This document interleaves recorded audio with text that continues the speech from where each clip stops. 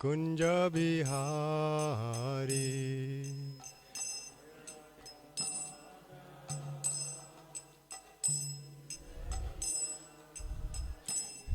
Jai Radha Madhava Kunja Bihari.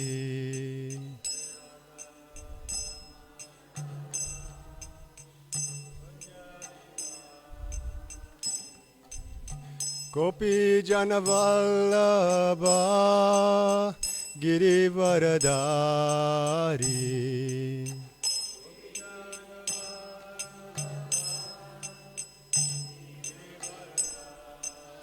Jaya Gopi Janavallabha Girivaradari.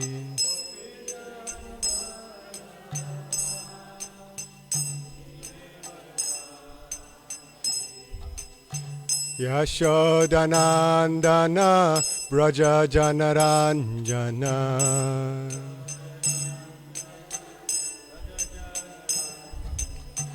Yashodanandana Braja Janaranjana.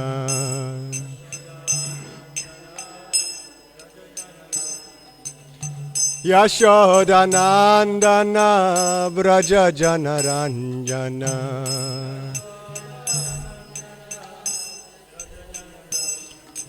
Yashodanandana Braja Janaranjana.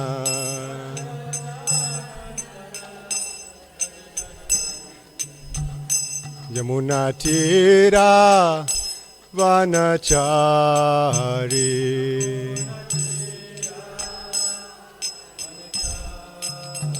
Yamuna Tira Vanachari.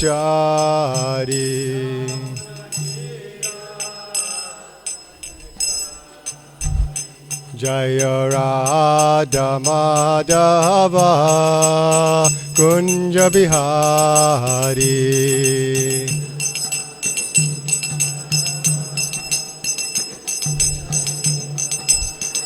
Jaya Radha Madhava Kunja Bihari.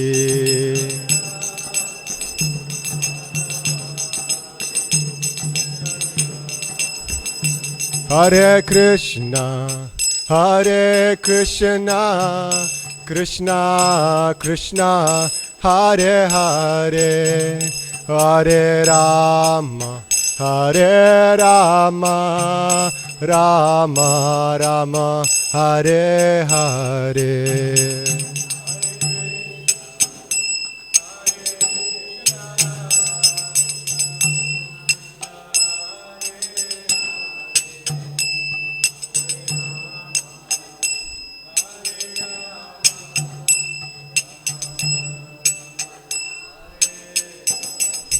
Hare Krishna, Hare Krishna, Krishna Krishna, Hare Hare, Hare Rama, Hare Rama, Rama Rama, Hare Hare.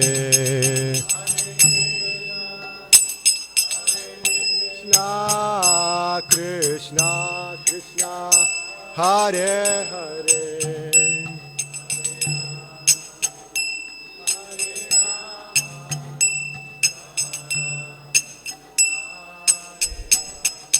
Hare Krishna, Hare Krishna, Krishna Krishna, Hare Hare, Hare Rama, Hare Rama, Rama Rama, Hare Hare.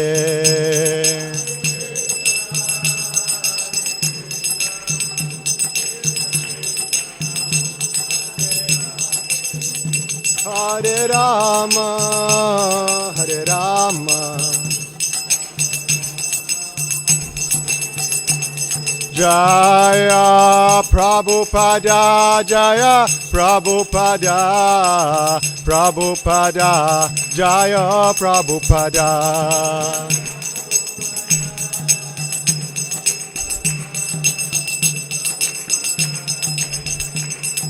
Nitai Gaura Haribol, Haribol, Haribol, Nitai Gaura Haribol.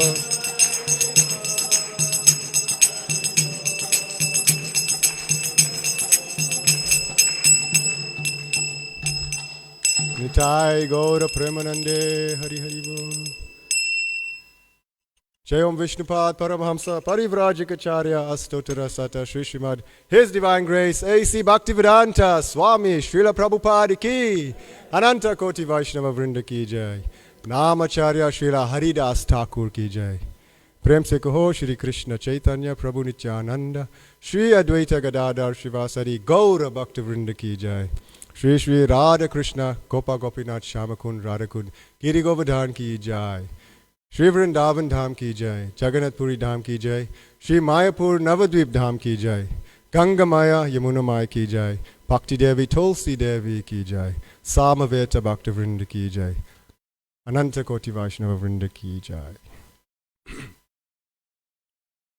Hare Krishna. So today we are reading from Srila Prabhupada's Krishna, the Supreme Personality of Godhead, chapter 20. This chapter is called Description of Autumn. So I'll read and we'll comment on the way. And if you have any comments as well, we can also make your comments and make it more interactive. Om Namo Bhagavate Vasudevaya. Om Namo Bhagavate Vasudevaya. Om Namo Bhagavate Vasudevaya.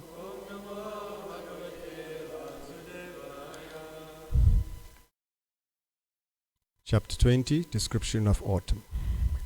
The killing of Pralambasura and the devouring of the devastating forest fire by Krishna and Balaram became household topics in Vrindavan. The cowherd men described these wonderful activities to their wives and to everyone else, and all were struck with wonder.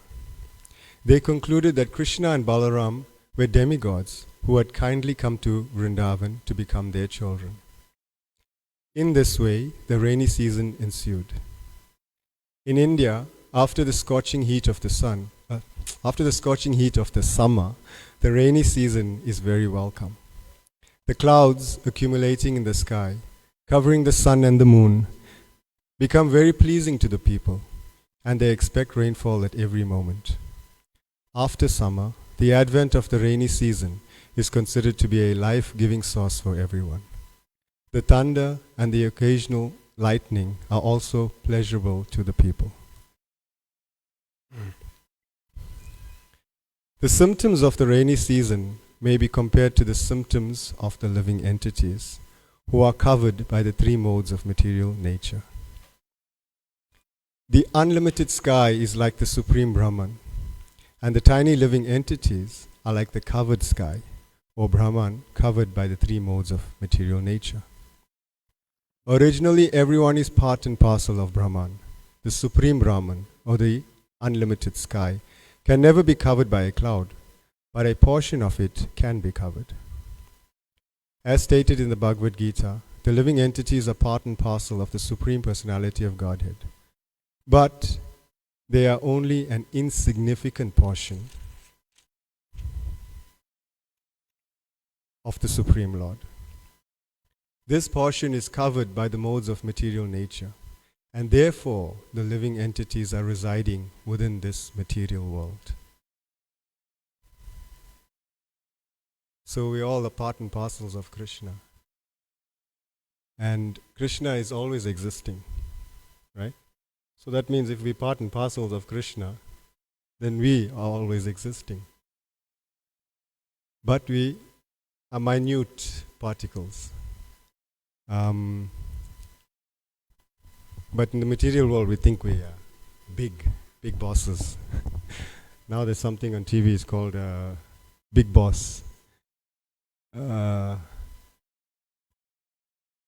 I think it's the Indian version of Big Brother. So it's called Big Boss. You know about it. Yeah. So yeah, we think we're big bosses, but actually we're infinitesimal, minute particles, right? And therefore we're covered by the material nature. The Brahma Jyoti, or the spiritual effulgence, is just like the sunshine. As the sunshine is full of molecular shining particles, so the Brahma Jyoti is full of minute portions of the Supreme Personality of Godhead. Out of that unlimited expansion of minute portions of the Supreme Lord, some are covered by the influence of material nature, whereas others are free. Clouds are accumulated water drawn from the land by the sunshine.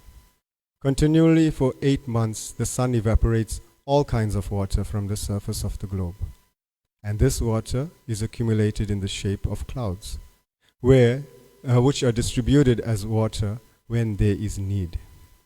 Similarly, a government exacts various taxes from the citizens, which the citizens are able to pay by their different material activities, agriculture, trade, and industry. Thus, the government can also exact taxes in the form of income tax and sales tax. This is compared to the sun's drawing water from the earth. When there is again need of water on the surface of the globe, the same sunshine converts the water into clouds and distributes it all over the globe.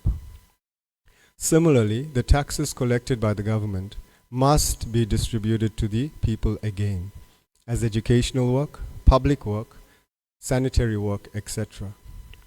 This is very essential for a good government. The government should not simply exact taxes for useless squandering. The tax collection should be utilized for the public welfare of the state. So this paragraph, Prabhupada summarizes what's going on in the world today. He's describing that a good government collects taxes from the citizens for the upliftment of the citizens. Right? Just like a rain cloud. It draws the water from the different reservoirs on earth, and when it's needed, then it sends forth the rain. Krishna sends forth the rain. So like that, the government should collect taxes, and when needed, distribute it to the public in the form of, Prabhupada says, educational systems, sanitary systems, and so forth. But unfortunately in the world today, that's not happening. And we see many countries in the world that whoever the leaders of the country are just there to milk the cow, making their pockets fat, and when their term is over, then it's easy for them to travel to a different country and settle there. But the people that are living in those countries are suffering still. Yeah. So in Srimad Bhagavatam, Prabhupada speaks, and even in so many of his books, Bhagavad Gita, he speaks of what good leadership is, and how important good leadership is for the development of spiritual life for the citizens' development of spiritual life. And we see that now in Bharat, in India, there is some semblance of that. The leader he's God conscious, or he's not a selfish leader where he only wants for himself, but he's distributing to the people. And then you can see the country, how it's prospering. Materially and spiritually, it's prospering. So this is good leadership, So we can compare India and other countries, what's happening. And we see even in the USA, I just heard on the news that the president is being tried for tax evasion. Right? So even a big country like USA is supposed to be running the world, right? But even that leader is we can say a thief, a looter, plunderer. So this is Kali Yuga. So during the rainy season, there are strong winds blustering all over the country and carrying clouds from one place to another to distribute water. When water is urgently needed after the summer season, the clouds are just like a rich man who, in times of need, distributes his money, even by exhausting his whole treasury. So the clouds exhaust themselves by distributing water all over the surface of the globe. When Maharaj Dasarath, the father of Lord Ramachandra, used to fight with his enemies, it was said that he approached them just like a farmer uprooting unnecessary trees and plants. And when there was need of giving charity, he used to distribute money exactly as the cloud distributes rain.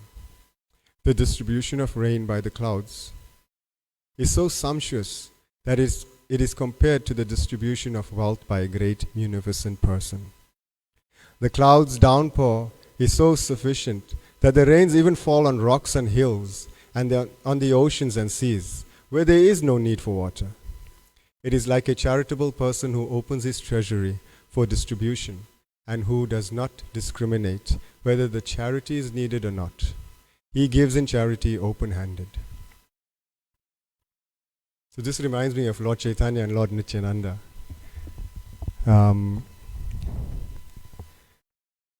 So they descended to this earth, and it's described in Chaitanya Charitamrita that they broke open the stores of love of God and just started distributing, whether you needed it or not. Just like the rain falls on the mountains and in the seas where water is not really needed, but it's pouring water there. And just like this, Lord Chaitanya and Lord Nityananda, the most munificent incarnations, are distributing love of Godhead this in the form of this holy name, whether you like it or not. You know. And I was reading in Sri Chaitanya, Sri Harinam Chintamani. I carried this book in case we can read something, because it's an amazing book. And Srila Bhaktivinoda Thakur is quoting Srila Haridas Thakur, the Namacharya. And Srila Haridas Thakur is explaining what potency this holy name has. Right? And just in the first chapter alone, I think it's the first chapter or maybe the second chapter, it says, Haridas Thakur is saying that this holy name is the only thing that we need in this material world. It's the only thing. There's only two things that are spiritual in this material world. One is the jiva, us, and the other is the holy name.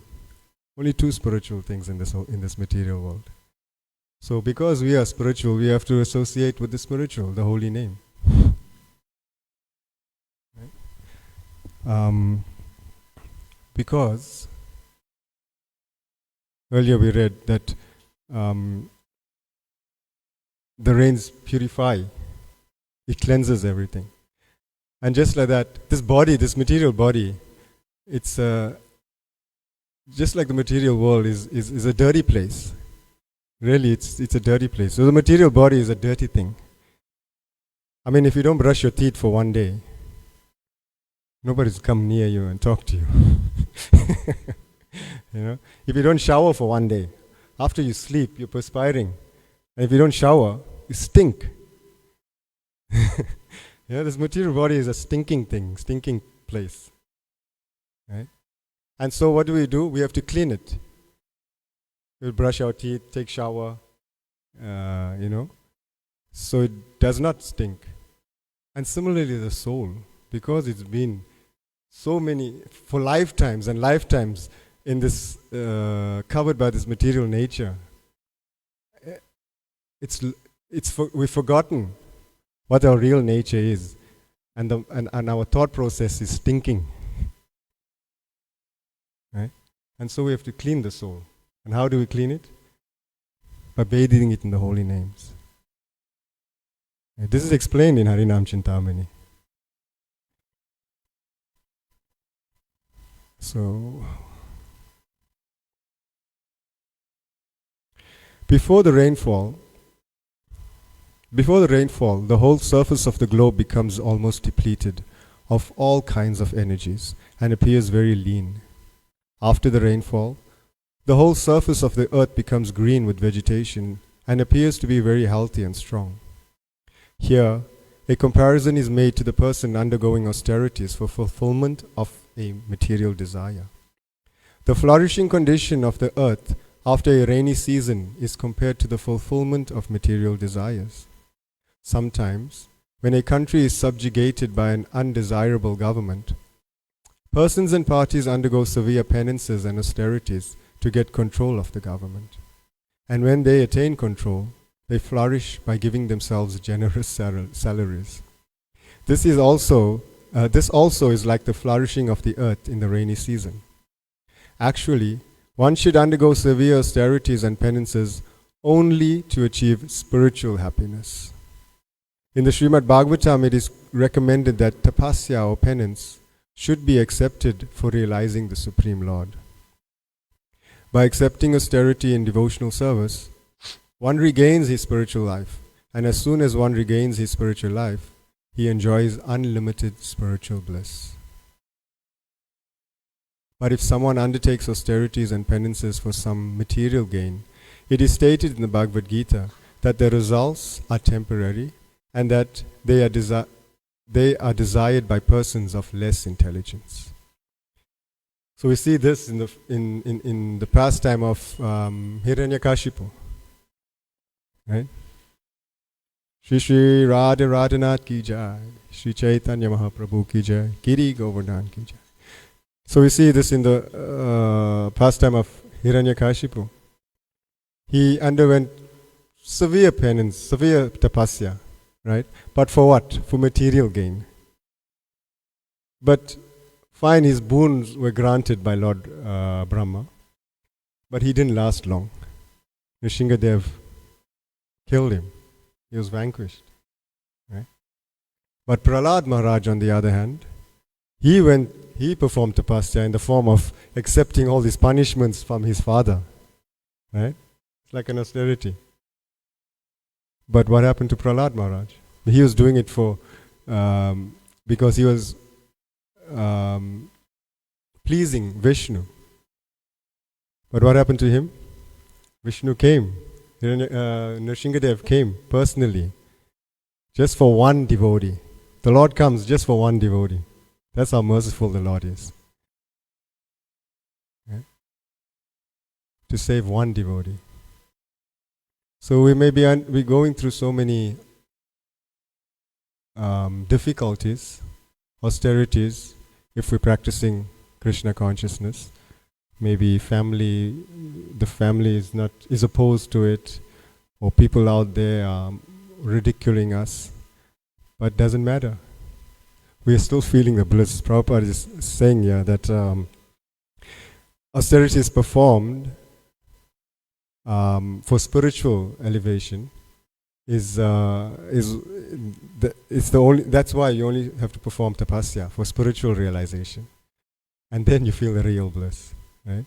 He's also explaining how after the rainy season the earth is flourishing, the greenery is growing, and just like that, when we come into spiritual life, for me personally, things before coming to Krishna consciousness, I thought I was enjoying, right? But actually it was dry because I've done everything and there was nothing else for me to do. It becomes dry. You know,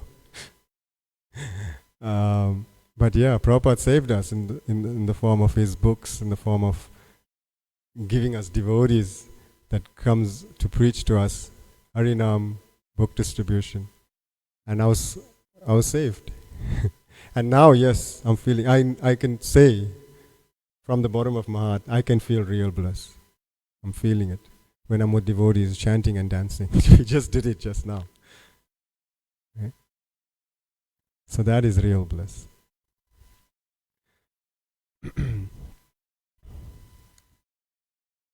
During the rainy season in the evening, there are many glowworms visible about the tops of trees, hither and thither, and they glitter just like lights.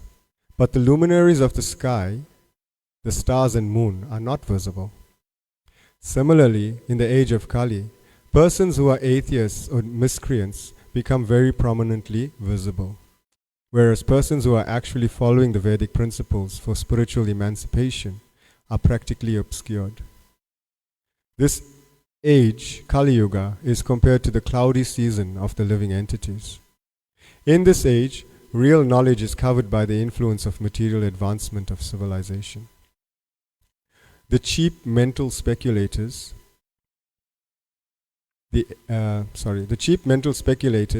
atheists and manufacturers of so-called religious principles become prominent like the glowworms, whereas persons strictly following the Vedic principles or scriptural injunctions become covered by the clouds of this age.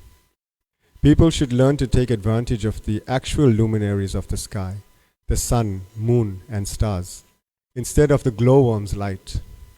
Actually, the glowworm cannot give any light in the darkness of night. As clouds sometimes clear, even in the rainy season, and sometimes the moon, stars, and sun become visible, so even in the Kali Yuga, there are sometimes advantages. The Vedic movement of Lord Chaitanya's, the distribution of chanting the Hare Krishna mantra is heard in this way. People seriously anxious to find real light should take advantage of this movement instead of looking toward the light of mental speculators and atheists. Nice. So, yeah, Lord Chaitanya's movement. It's so easy to follow, right? Yesterday we went to town, chanting the holy names on the street. And it was something else, you know. They weren't good instrument players, you know. They weren't singers who can sing beautiful tunes and things. But it was so amazing that the people there on the street were so attracted to the holy name. You know? It was yesterday was definitely something else, because from the very beginning, people started reciprocating with us, right? And and we just carried on chanting, and it was amazing. People started dancing. They started. There was one man who walked with us. He crossed the road with us. He had his tumbler in his hand with some nectarian stuff inside. But he walked with us across the street. We eventually came to a fruit seller, and he stopped us, and he bought fruits for us. You know, this is a man, he's like intoxicated basically. He's carrying his money in a packet. It's tied up in a packet. It fell down at one time. He picked it up.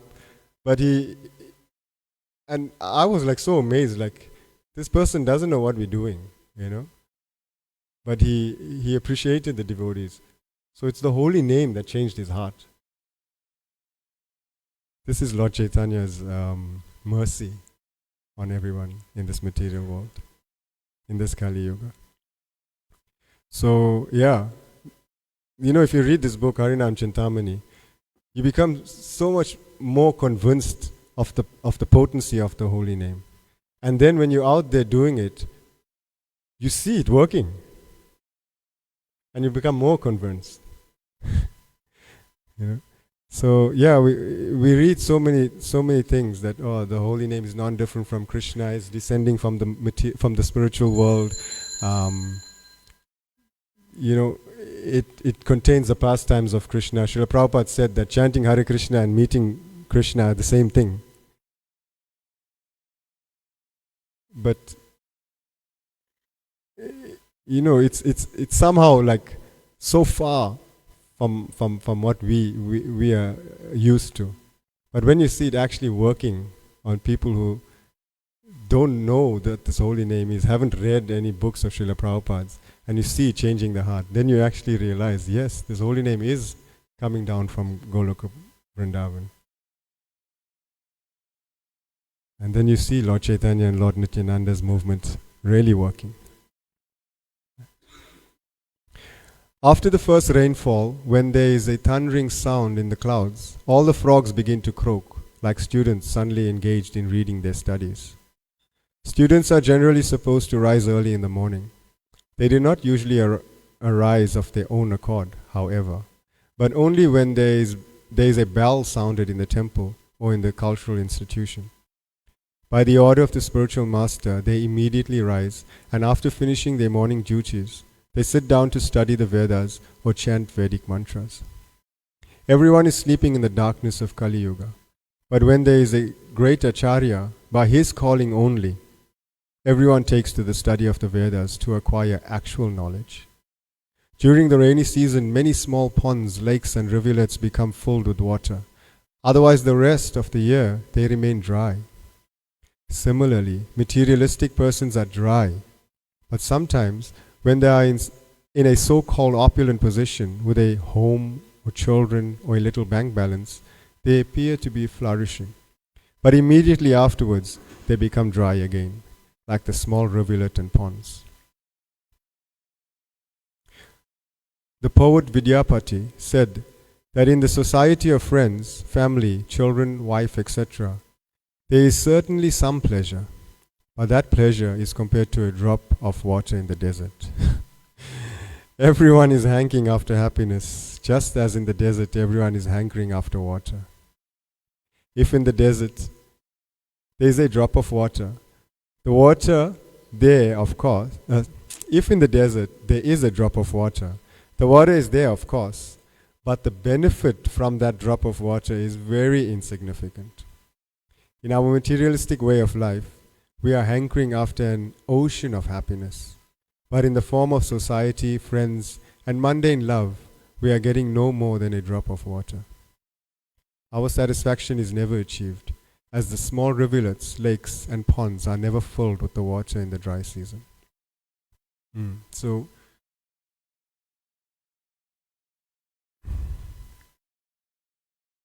yeah, like I was saying earlier, I thought I was enjoying, in the material world. And like that, we think we're enjoying family life with wife and children and things. But I always say that Krishna made the ashrams for us to get out, to become detached from this material world. Right? We think family life is so nice, we become attached to our families. But it's said that in the end, when the body is lying in the coffin, the family is not coming into the fire with you, right? And after you leave your body, after short time, you're forgotten, right? But Krishna is still there with us.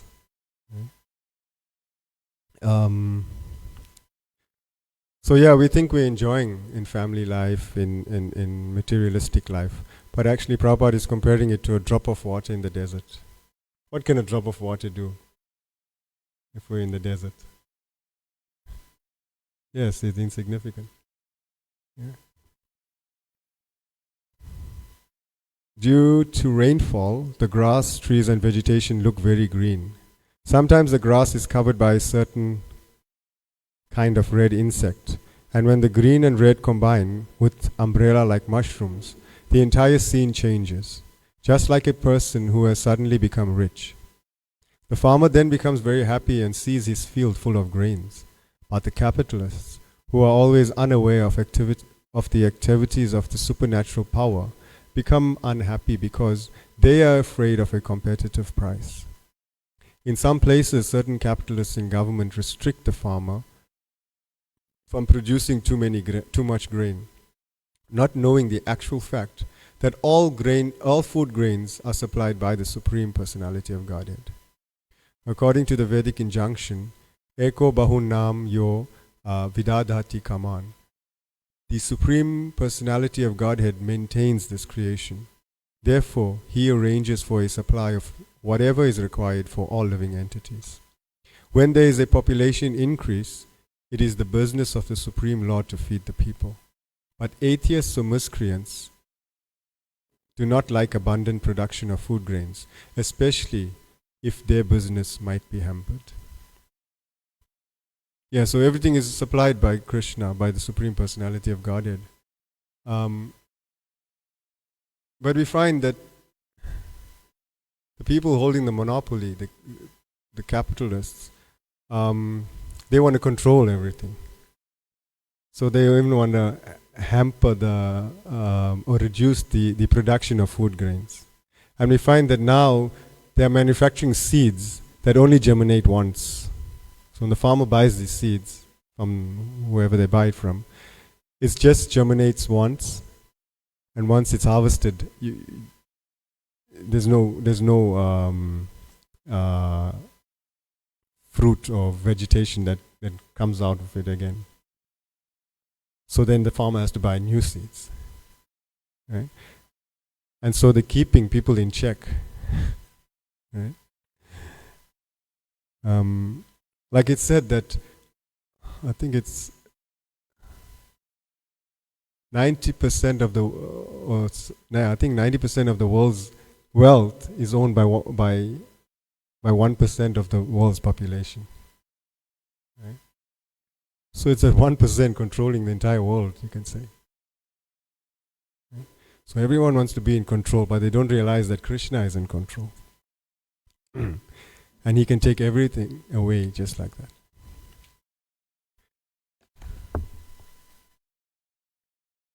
During the rainy season, all living entities in the land, sky, and water become very refreshed, exactly like one who engages in the transcendental loving service of the Lord. We have practical experience of this with our students in the International Society for Krishna Consciousness. Before becoming students, they were dirty looking, although they had naturally beautiful personal features. Due to having no information of Krishna consciousness, they appeared very dirty and wretched. Since they have taken to Krishna consciousness, their health has improved, and by their following the rules and regulations, their body luster has increased. When they are dressed in saffron-colored cloth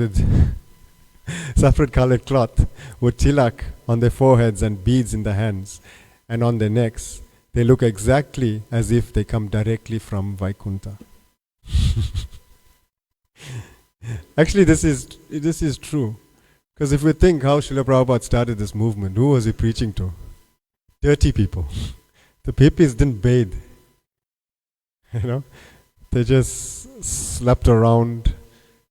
They were dirty. Prabhupada came and he gave them Krishna consciousness. And they became the leaders of this movement. They spread this movement. They assisted Srila Prabhupada in spreading this movement throughout the entire world. And who would have thought Russians would be chanting Hare Krishna? Or people in the street in South Africa, in town. These are all foreign people, mostly. Town is like mostly full of foreign people now. Right? So, yeah, devotees are from the spiritual world. When you see devotees dancing, it's like you don't find this in other mundane activities. I know I've been to nightclubs, to bars and things like that. It's not the same. In fact, it's horrible. Right? You can't do it if you're not intoxicated. But yeah, without any intoxication, just the holy name. Old men off their feet in the air. Yeah, you are young. Right? So, yeah, devotees are from Vaikuntha, especially when they are following nicely, And they have this potency. Devotees that are following nice and practicing properly, following the rules and regulations, taking Krishna consciousness seriously. They have potency. And you can feel it when these devotees walk into a room. In the rainy season, when the rivers swell and rush to the oceans and seas, they appear to agitate the ocean.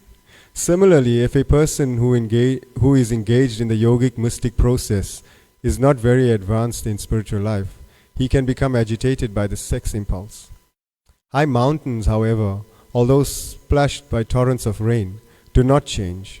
So a person who is advanced in Krishna consciousness, even if put into difficulties, is not embarrassed, because a person who is spiritually advanced accepts any adverse condition of life as the mercy of the Lord, and thus he is completely eligible to enter into the spiritual kingdom. So this is the goal, to become advanced in Krishna consciousness. And the more we surrender, the more Krishna will protect us. Right?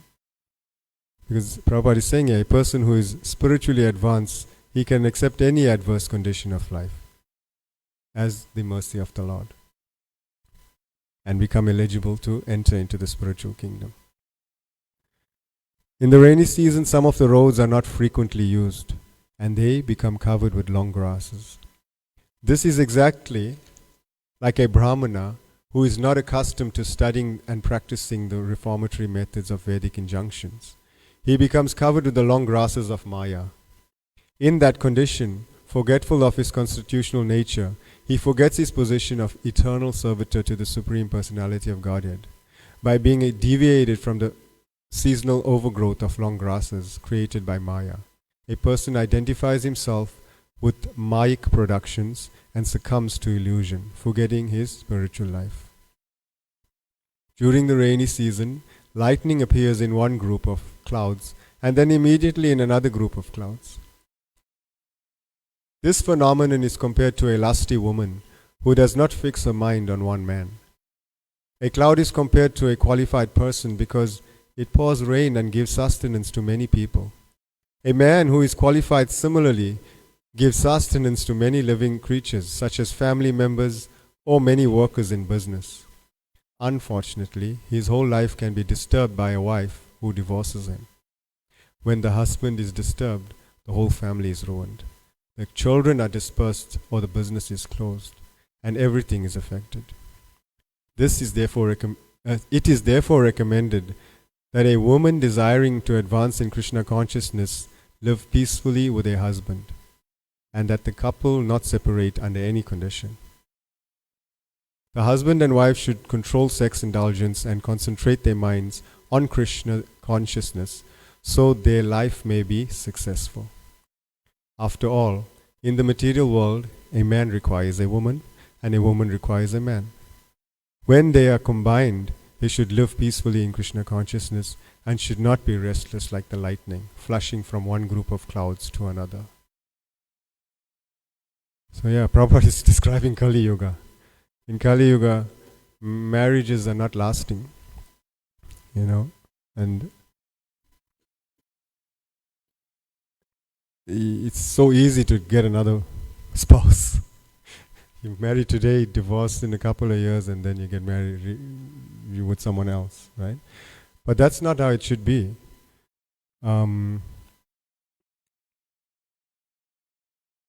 Unfortunately, these people don't have Krishna consciousness in their life. Right? So when the husband and wife is, Prabhupada is saying that, it's so practical that in this material world, a man needs a woman and a woman needs a man.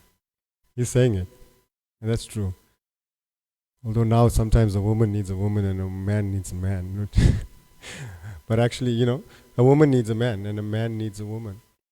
And it's natural. And they should get married and serve Krishna nicely together and control the impulse for sex indulgence. So yes, this is not easy. I think it's like the most difficult thing for anyone to give up, no matter how advanced we can be. It may still be there, but we got to control it. Prabhupada says that sex only for procreation, for begetting good Krishna conscious children.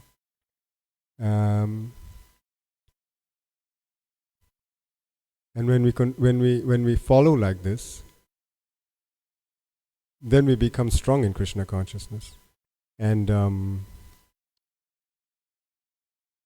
the husband and wife and the children can grow in Krishna consciousness together, become strong together. And that's the goal of life. Because then we can have good, strong Grihastha couples. Because not everybody is going to come live in the temple. Most people are going to get married. But when you get married and we serve nicely, follow the principles, then we can become good as good as sannyasi also.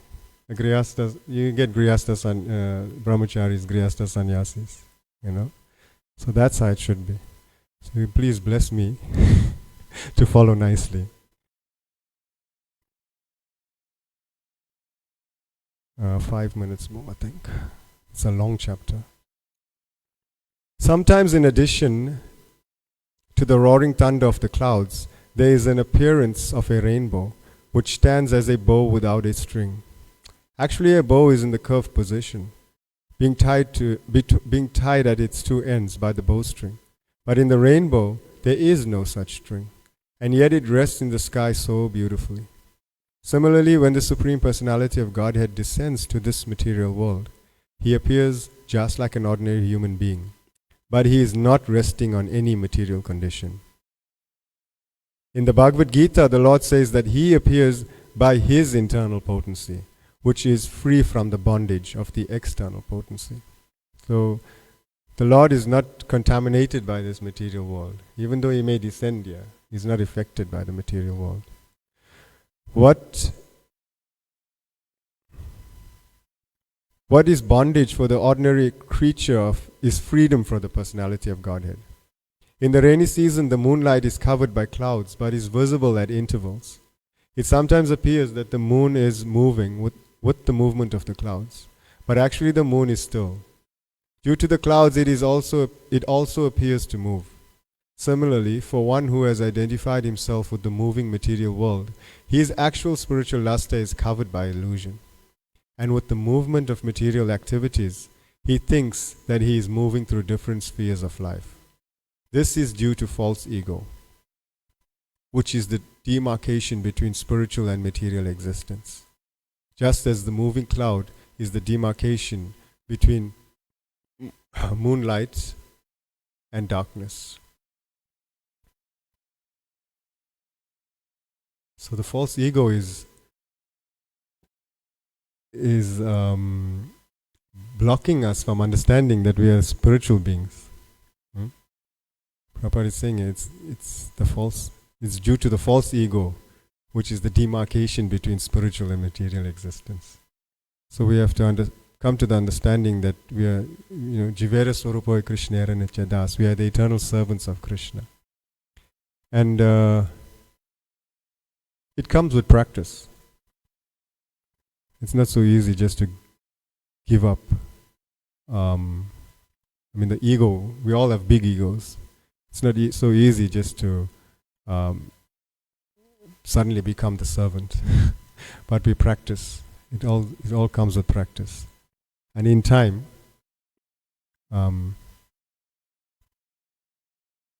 we will understand our real position. Although now we understand it theoretically, but we will realize it. In the rainy season, when the clouds appear for the first time after seeing their appearance, the peacocks begin to dance with joy. This can be compared to persons who are very harassed in materialistic way of life. If they can find the association of a person engaged in the loving devotional service of the Lord, they become enlightened and dance just like peacocks. So this is our duty as devotees. We have to go out there and meet the materialists. Because Prabhupada is saying when these people meet devotees, people who are engaged in the service of the Lord, then they become enlightened and dance just like peacocks. And that's what happened yesterday. We had the saffron cladded devotees there. We have practical experience of this because many of our students were dry and morose previous to their coming to Krishna consciousness. But having come into contact with devotees, they are now dancing like jubilant peacocks. Just like we were dancing just now, before the class started. Right?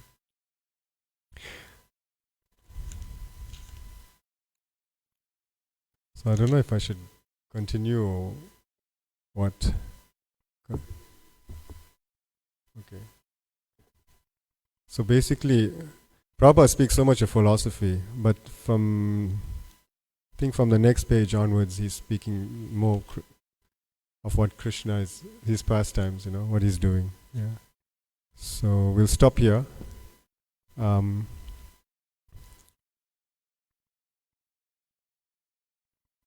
yeah, maybe continue next week. Okay. So any comments, questions, additions, corrections? Nothing. Okay.